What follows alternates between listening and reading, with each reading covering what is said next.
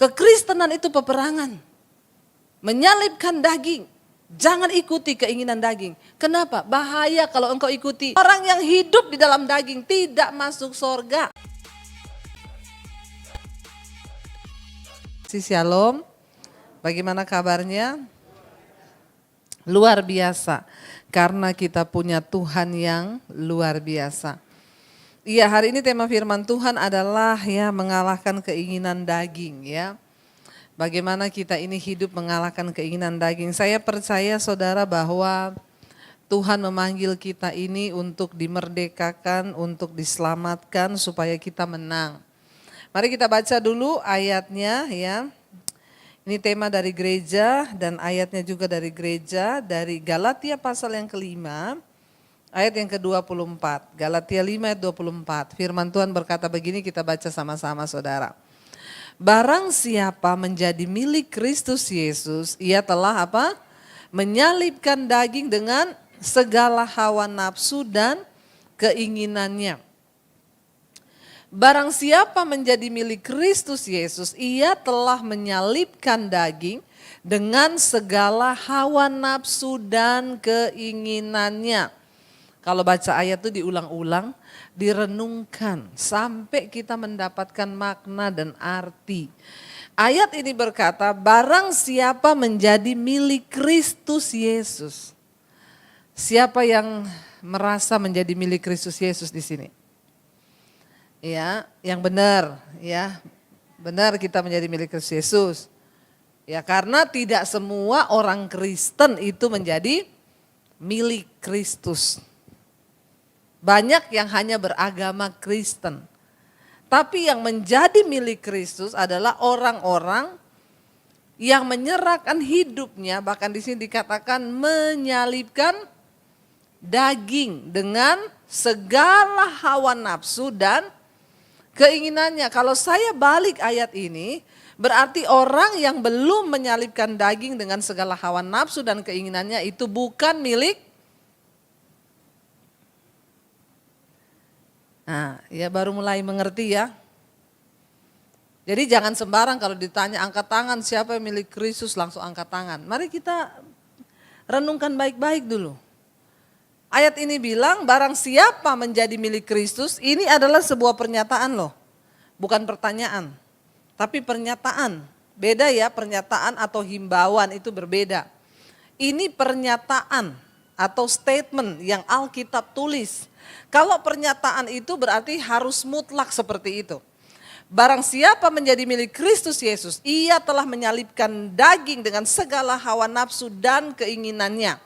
Ini pernyataan firman Tuhan. Kalau tidak begitu berarti tidak benar. Kalau kita balik, barang siapa yang tidak menyalibkan daging dan segala hawa nafsu dan keinginannya berarti dia bukan menjadi milik Kristus. Mari lebih dalam lagi kita mengerti firman. Cuma kadang memang orang Kristen itu latah. Di gereja latah. Ya saya tadi pagi khotbah di satu gereja. Temanya berdoa dan berjaga-jaga. Jadi tentang akhir zaman. Ya karena akhir zaman jadi pujian-pujiannya juga disesuaikan. Lalu ada pujian lama yang dinaikkan. Wah jemaat nyanyi sambil nari-nari saudara. Karena musiknya enak. Musiknya enak gitu ya, lagu jadul lagi jadi seneng mereka nyanyi. Tapi mereka gak mikir kata-kata lagu itu. Jadi cuma dinyanyikan toh sambil nari-nari. Padahal lagunya itu bunyinya gini. Biar bumi akan berlalu, biar bulan tak bercahaya lagi, biar langit akan bergoncang, matahari tak bersinar lagi. Saya mau tanya, kalau langit benar-benar bergoncang, saudara masih mau goyang-goyang begitu? Pret kan? Dalam hati saya, pret. Baru pandemi virus aja sudah pada sembunyi ketakutan. Yang belum tentu mati itu. Bener kan? Belum tentu mati kan? Orang takut keluar rumah. Kemana-mana bawa semprotan, saya nganterin anak saya ke dokter. Ada ibu-ibu masuk. Saya pikir dia petugas pemadam kebakaran.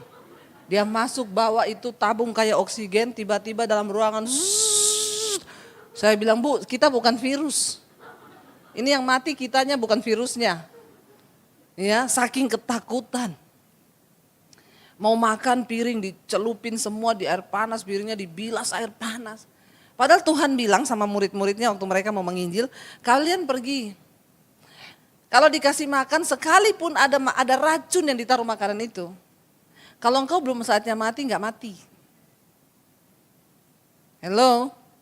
Apalagi biar bumi akan berlalu, biar bulan tak bercahaya lagi pret, biar langit akan bergoncang. Baru gempa bumi sebentar udah lari tunggang langgang ketakutan, darah Yesus, darah Yesus.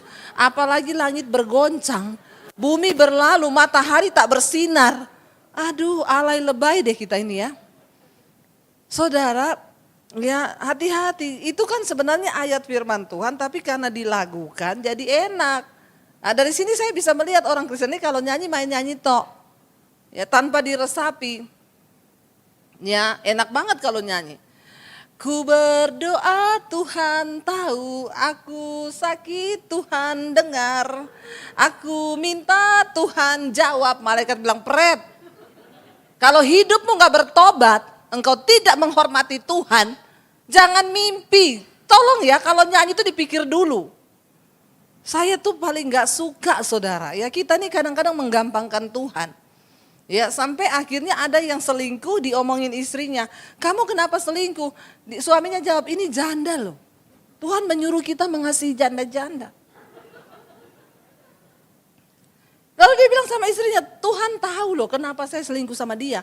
Karena saya terbeban dengan hidupnya dan anaknya. Jadi dia nyanyi, Allah mengerti, Allah peduli. Dengan segala perselingkuhan yang aku jalani. Ngeri gak saudara? Saya bilang sama itu ibu, bilang sama suamimu ya, Alkitab bilang perhatikan janda-janda tua. Bukan janda-janda muda yang diperhatikan. Cantik lagi diperhatikan. Janda yang benar-benar janda kata Alkitab, yang tua gak bisa cari kerja lagi itu diperhatikan. Amin. Ya jangan, aduh saudara ya. Jadi ayat ini bilang, barang siapa menjadi milik Kristus dia harus menyalibkan daging. Ini bukan himbauan, ini pernyataan dari Alkitab, ini perintah. Lalu ayat yang ke-25 dikatakan di sana, ayat kita balik ayat 16 dulu supaya kita tahu ini ya keinginan daging itu apa, bagaimana. Rasul Paulus berkata begini saudara, maksudku ialah hiduplah oleh roh, maka kamu tidak akan menuruti keinginan daging. Tadi dikatakan kita harus menyalibkan daging. Sekarang kita belajar kalau untuk menyalibkan kayaknya susah, tapi jangan dituruti dulu ini daging. Jadi caranya bagaimana? Hiduplah oleh roh, maka kamu tidak akan menuruti keinginan daging. Dengan kata lain, bagaimana supaya kamu tidak menuruti keinginan dagingmu? Maka kamu harus hidup dengan roh. Ya. Ada orang berkata, Bu saya itu coba melepaskan diri, saya bersinah gak bisa-bisa Bu. Karena rohmu mati. Ada yang bilang, Bu saya merokok ya, saya berhenti merokok, saya coba berulang kali gak bisa. Karena rohmu mati. Kamu cuma berusaha dengan kekuatanmu, tidak akan mampu. Gak akan bisa. Ada yang datang kepada saya berkata, saya ini homo Bu. Kalau sudah homo tuh kayaknya seumur hidup. Saya ini lesbi, kayaknya gak bisa sembuh. Saya bilang bisa. Kenapa bisa? Tuhan menciptakan kita ini normal. Iblis yang memutarbalikan segalanya. Kalau kamu mau dekatkan dirimu dengan Tuhan, rohmu hidup, maka semua itu bisa, tidak ada yang tidak bisa. Saya pernah bersaksi seorang homo yang telepon saya. Bu saya nonton khotbah ibu Bu, saya mau bertobat Bu, saya ditegur Tuhan, saya menangis, saya mau bertobat Bu, bagaimana caranya? Katanya homo gak bisa sembuh, bisa. Saya harus mulai dari mana? Mulai dari perkatakan kepada dirimu sendiri. Berdiri di depan cermin. Sebutkan namamu, bilang kamu diciptakan sebagai laki-laki. Bambang, kamu diciptakan sebagai laki-laki. Enggak ada nama Bambang sini kan? Kalau ada Bambang saya ganti Joni. Kalau ada Joni saya ganti lagi Joko. Ya, ada Joko, ganti sampai tidak ada. Supaya nggak ada yang kepahitan sama saya. Ya, sebutkan namamu. Berdiri depan cermin, lalu dia praktekkan saudara. Dia perkatakan, tapi rohnya dihidupkan dulu. Dia ketemu Tuhan. Dijamah Tuhan, di kamar nangis, bertobat. Ada kerinduan untuk mengalahkan dagingnya. Lalu dia mulai perkatakan, hei Bambang, kamu itu laki-laki diciptakan Tuhan. Roh banci, roh homo, roh gay keluar dalam nama Yesus. Setiap hari. Satu kali dia telepon saya, Ibu, saya tadi pagi memperkatakan gitu Bu, saya pengen muntah Bu, ini saya lagi pengen muntah. Gak apa-apa, muntah ke toilet sana. Itu setannya mau keluar. Benar saudara, jadi dia pelepasan loh. Saya telepon sama dia, ayo doa dalam nama Yesus, roh banci dia di Gak usah cari pendeta hebat. Di mana ada kebenaran, di situ ada kemerdekaan. Saudara bisa kok sendiri di rumah pelepasan. Asal ada Roh Kudus, rohmu hidup. Maka tidak ada perkara yang mustahil. Saya kemarin baru baptis orang saudara, dari seberang. Jadi ceritanya dia itu lagi sembahyang, lagi sholat. Lalu didatangi malaikat 2 di kanan kirinya. Lalu dia melihat cahaya terang. Dia nggak berani menatap kepada cahaya itu karena begitu terang. Dia menangis karena kemuliaan Tuhan turun. Lalu saudara ketika dia sedang menangis dia bertanya.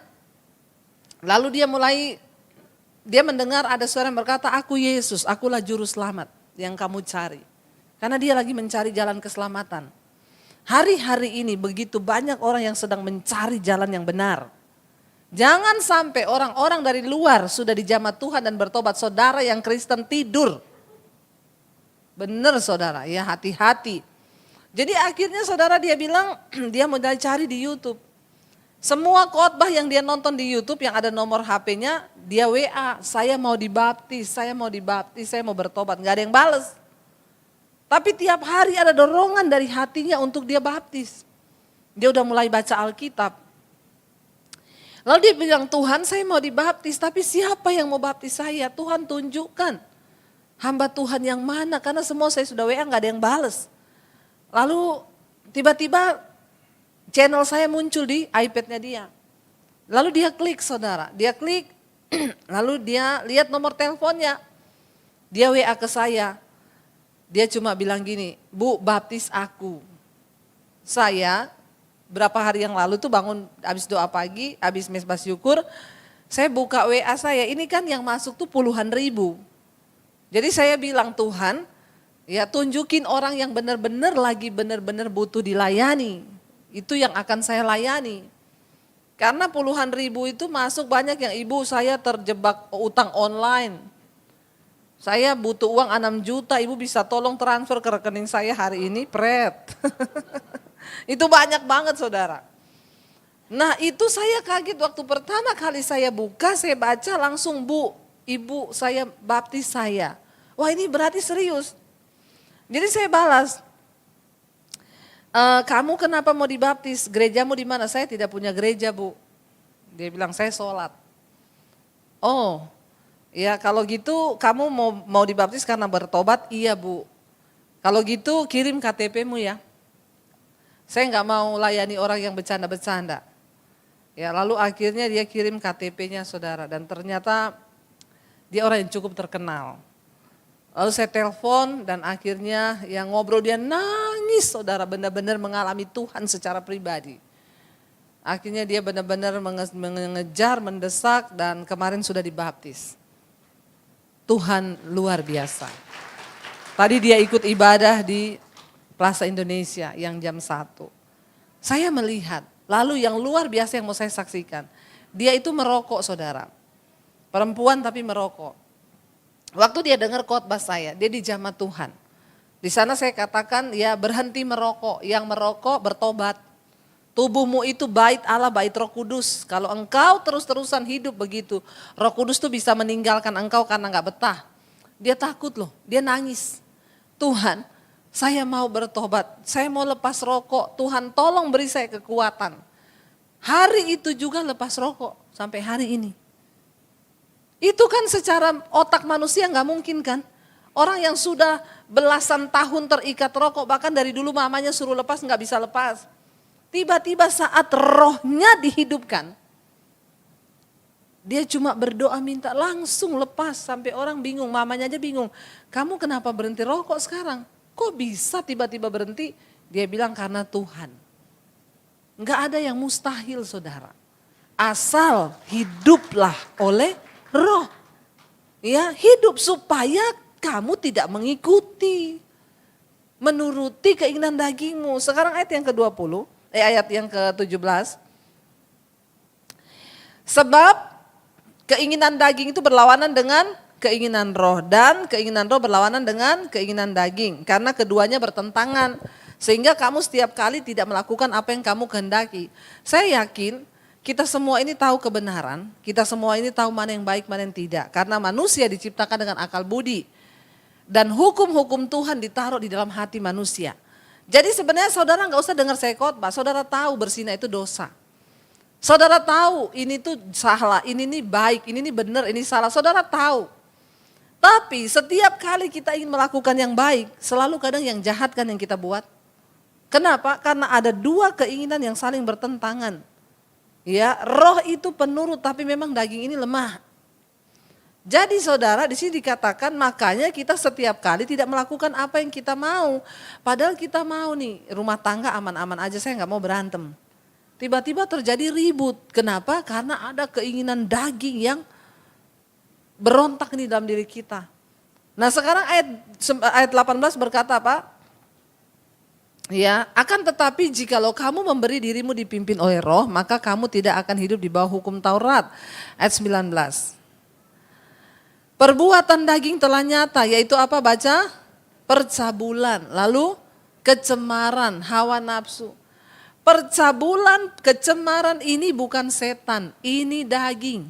Ya, tolong catat baik-baik. Jangan ada orang yang selingkuh terus ngomong, gara-gara setan bu. Setan bilang, yang enak lu yang sial gua. Ya, ini daging, ya jangan gara-gara setan, kasihan setan diam-diam saudara tuduh-tuduh terus. Setan bilang aku nggak ngapa-ngapain loh. Dia sendiri yang bersinah baru dia bilang gara-gara saya. Ini daging. Makanya benar dulu ada yang tanya saya, Bu, Ibu kalau pelayanan di desa-desa begitu ada orang kerasukan nggak? Oh banyak, lagi puji-pujian kerasukan. Kalau di kota Ibu melayani pernah nggak ada yang kerasukan? Hampir nggak pernah memang. Dulu pernah ada di gereja besar saya lagi puji-pujian tiba-tiba ada bapak-bapak menggelepar-gelepar saudara. Saya mau lari, mau saya tengking, saya pikir setan. Istrinya bilang nggak usah bu, kenapa? Epilepsi. Oh,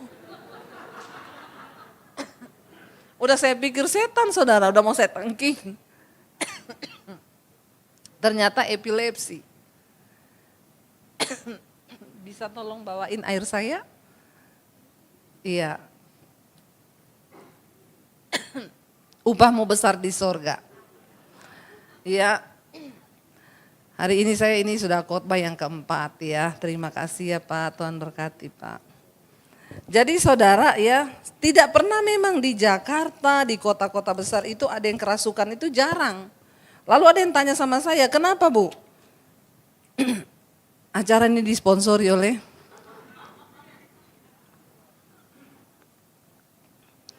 saya tuh bertanya sama Tuhan. Kenapa ya bener ya di kota besar jarang orang kerasukan.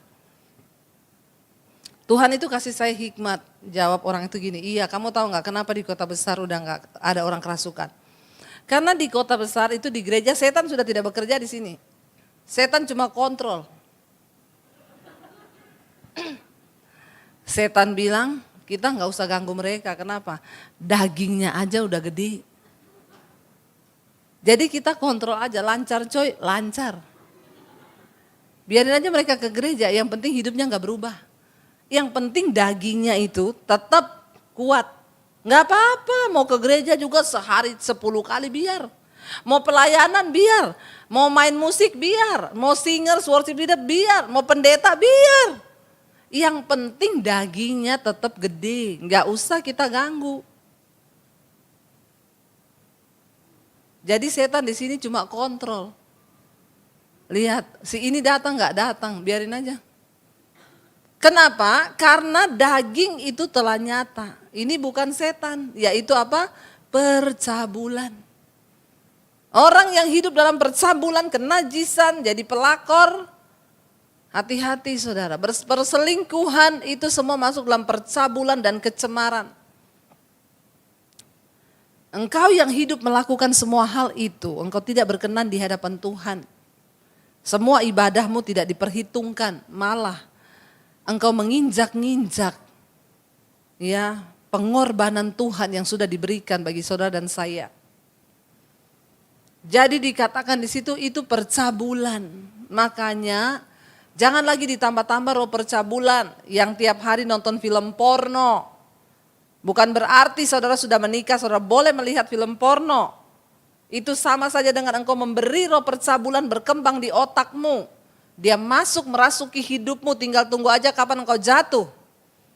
Ya, makanya orang tuh kalau suka yang nonton film porno, ini mulai dari yang dewasa sampai yang anak remaja. Sudah bukan rahasia lagi. Kenapa? Handphone di tangan kita. Semua bisa diakses dengan begitu mudah. Tinggal kita nih mau mengendalikan daging atau mengikuti setan. Hati-hati saudara, ya hati-hati. Yang otaknya dipenuhi dengan percabulan setiap hari, yang kau nonton film-film begitu. Ya makanya dia lihat sapi lewat, itu sapi enggak pakai celana. Memang sapi dari dulu dia pakai celana. Memang dasar otaknya aja yang udah kotor gara-gara tiap hari diisi dengan yang begitu, lihat kambing. Ya hati-hati loh, hati-hati. Ini roh-roh yang membuat daging kita ini semakin tidak terkendali. Makanya percabulan, kenajisan, perselingkuhan dianggap hal-hal yang biasa. Homoseksual dianggap hal-hal yang biasa sekarang. Bukan berarti engkau menikah, engkau sudah boleh menonton film-film begitu. Jangan membawa kutuk dalam rumah tanggamu. Karena roh itu nanti akan turun kepada anak-anakmu. Bertobat saudara. Lalu dikatakan di sana ada hawa nafsu. Ini daging. Sebenarnya nafsu itu baik Tuhan ciptakan. Yang menjadi kedagingan kalau nafsunya ketambahan hawa. Ya. Hawa-hawanya ini dingin ya. Orang tuh kalau nafsu ketambahan hawa. Berulang kali kayaknya saya sampaikan di sini. Contoh nafsu makan. Itu baik Tuhan ciptakan. Kita kalau nggak dikasih nafsu makan, susah harus ke dokter minta obat nafsu makan. Kalau nggak ada nafsu tidur, tidur itu juga nafsu. Bahaya, bisa mati kita kalau nggak tidur-tidur. Tapi makan yang normal, nafsunya itu sehari 3 kali. Kalau ditambahi hawa, jadi hawa nafsu makan. Makannya 6 kali. Ya bangun pagi begitu melek yang dipikir langsung makan apa ini. Nanti siang dikit makan apa ini. Lagi ibadah ini mikir, abis ini saya makan apa ya. Padahal saya lagi khotbah loh. Ada yang mikir abis ini makan apa enak ya. Saking tiap hari mikir yang mau dimakan apa, sampai temannya sendiri juga dimakan. Nah ini ya teman makan teman ini bahaya. Ya tidur itu nafsu, tapi tidur yang normal 8 jam sehari. Kalau orang dikuasai hawa nafsu tidur, ngantuk terus, tidurnya sehari 20 jam. Di gereja ngantuk, di mana-mana ngantuk, nah ini bahaya. Seks itu adalah nafsu yang Tuhan ciptakan agar manusia bisa berkembang biak. Dan seks itu kudus dan sakral bagi suami istri. Tapi kalau orang dikuasai hawa nafsu seks yaitu tadi nonton film begituan terus. Nah ini bahaya, makanya bukan dengan pasangannya, kemana-kemana itu melakukan yang begitu. Ayat yang ke-20 dikatakan, penyembahan berhala, ya itu juga daging. Menyembah berhala itu apa Bu? Kita nyembah-nyembah gunung, di laut, di ini ya patung, iya itu. Tapi sekarang berhala-berhala akhir zaman berubah. Bukan lagi patung-patung, yang namanya berhala itu ada di hati kita, tidak bisa dilepas. Tas bisa jadi berhala buat ibu-ibu, amin.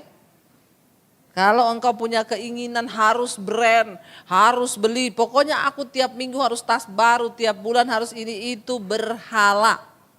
Ya, apa yang menjadi berhala? Apalagi memaksakan diri untuk mendapatkannya itu sudah benar-benar ya di luar batas, saudara.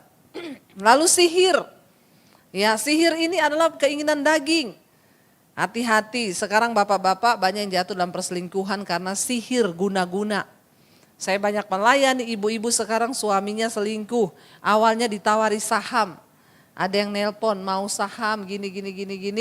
Dilayani kasih nomor telepon mulai say hello mulai akhirnya terjatuh dalam perselingkuhan.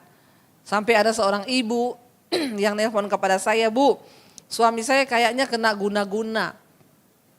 Tiap hari marah kalau lihat muka saya itu jengkel sekali. Kata dia, saya bilang ibu berdoa.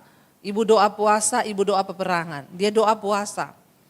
Waktu dia mulai puasa dia telepon saya, Bu, begitu saya doa puasa berperang buat suami saya tiap malam pocongan keliling di rumah saya.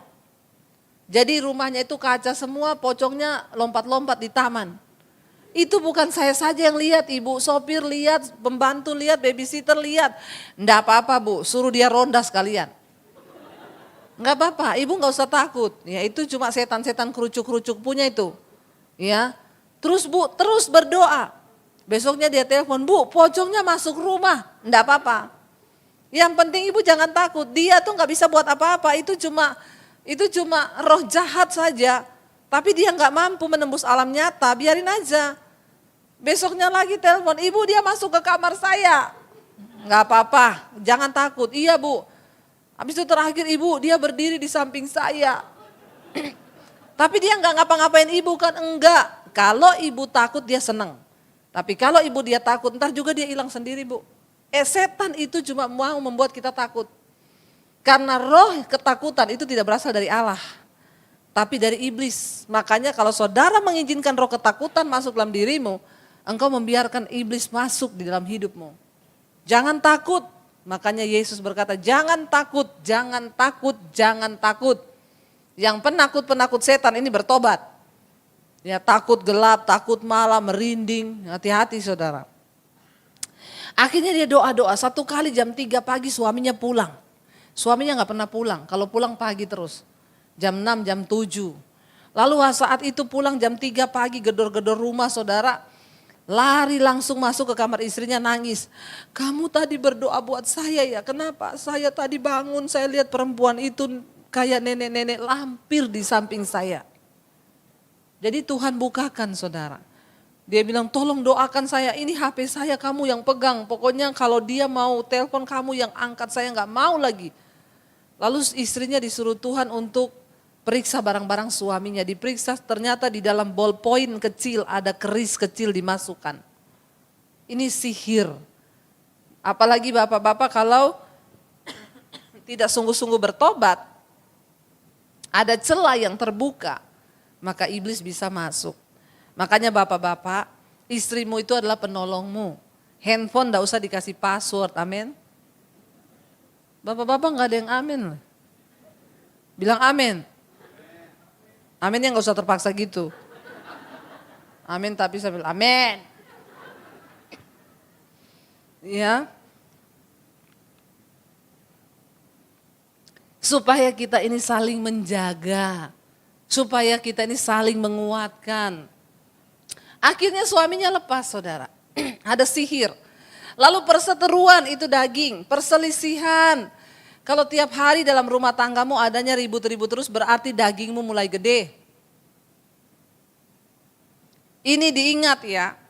Kalau tiap hari cari ribut aja, suami istri berantem aja, dagingmu sudah mulai gede. Ya, hadirkan surga di dalam rumah tanggamu dengan apa? Hidup dalam damai sejahtera, matikan daging. Jangan berantem. Kalau saudara maunya ribut terus tuh daging mulai gede. Mulai cubit dagingmu sendiri dalam nama Yesus. Mati kau dalam nama Yesus. Saya tidak mau marah-marah. Kekristenan itu peperangan. Menyalibkan daging.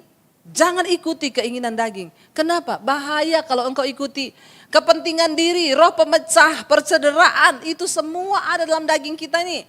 Ayat 21. Ayat 21 di sana dikatakan, kedengkian itu daging, kemabukan, pesta pora, ya dan sebagainya. Ibu-ibu jangan terlalu sering pesta-pesta pora-pora, ya. Urus rumah tanggamu. Bangun pagi urus rumah tangga, jangan sampai suami tidak diurus. Cuma sibuk foto-foto tiap hari, saya lihat ada ibu-ibu Kristen. Pesta di sana, pesta di sini, bajunya sudah tidak karu-karuan, robek di sini, robek di sana, baju belum selesai dijahit dipakai. Masih ada yang kebuka di sini belum dijahit, sudah dipakai. Ya, kebuka di sini ya. Aduh ya, pesta pora ini daging. Bahaya sekali, Alkitab bilang apa? Barang siapa melakukan hal-hal yang demikian, ia tidak akan mendapat bagian dalam kerajaan Allah. Tidak main-main, kenapa daging harus kita matikan? Enggak masuk surga. Orang yang hidup di dalam daging tidak masuk surga. Yang tiap hari marah-marah, percuma saudara. Kalau engkau tiap hari marah-marah, percuma, bertobat dulu. Ya, kenapa? Tidak mendapat bagian dalam kerajaan Allah. Karena di sorga tidak ada orang marah-marah, amin. Di sorga nggak ada orang pesta-pesta pora. Ayat 22 dikatakan, tetapi buah roh ialah kasih, sukacita, damai sejahtera, kesabaran, kemurahan, kebaikan, kesetiaan, lalu penguasaan diri 23, ya, kelemah lembutan, tidak ada hukum yang menentang hal itu. Kalau saudara mengejar ini, kasih, sukacita, damai sejahtera, kesabaran, kemurahan, kelemah lembutan, penguasaan diri, maka perlahan tapi pasti dagingmu akan mati. Walaupun engkau masih hidup dalam daging, tapi daging tidak lagi berkuasa atas kita. Mungkin kita akan jatuh sesekali marah, karena memang kita masih manusia. Tetapi marahmu tidak akan menguasai engkau. Artinya apa? Marah sebentar saja, langsung dalam nama Yesus. Saya tidak mau marah-marahan sama suami. Daripada marah-marahan, mending sayang-sayangan. Saya begitu, kalau kita misalnya salah bicara atau ada korslet sebentar sama suami, Roh Kudus sadarkan saya, ngapain sih marah-marah, mending sayang-sayangan. Saya peluk suami saya, daripada marah-marahan, mending sayang-sayangan yuk. Iya kan saudara? Kalau rohmu kuat, jiwamu sehat, engkau mampu melakukan itu. Tapi kalau dagingmu masih besar, enggak mungkin. Minta maaf saja enggak bakalan. Itu daging. Karena daging suka ribut terus. Tapi kalau rohmu hidup, engkau dimampukan. Karena kalau barang siapa melakukan hal-hal itu, dia tidak mendapat bagian dalam kerajaan Allah. Tetapi jika oleh roh, kamu mematikan perbuatan dagingmu, maka kamu akan hidup. Cara satu-satunya untuk kita bisa mengalahkan kedagingan kita adalah bangun manusia rohmu. Amin. Supaya kita bisa melihat kemuliaan Tuhan saudara. Rugi saudara, kita hidup ikut Yesus.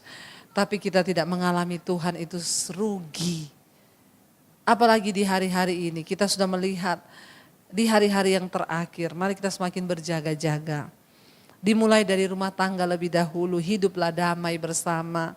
Supaya anak-anakmu damai. Kalau dia sudah mendapatkan kasih di dalam keluarga, dia nggak akan cari kasih di luar. Dia nggak akan cari om-om di luar. Ya, ada istilah-istilah sekarang anak saya bilang, kalau istilahnya sekarang itu mam, sugar daddy. Terus satu kali suami saya bilang, iya loh sekarang hati-hati loh ya, di luar sana itu banyak daddy sugar. Terus saya bilang kalau itu bapak-bapak diabetes. Ya, jadi mari kita matikan kedagingan kita. Saya undang para imam musik maju ke depan ya, supaya kita ini boleh sungguh-sungguh, boleh mempraktekkan firman Tuhan.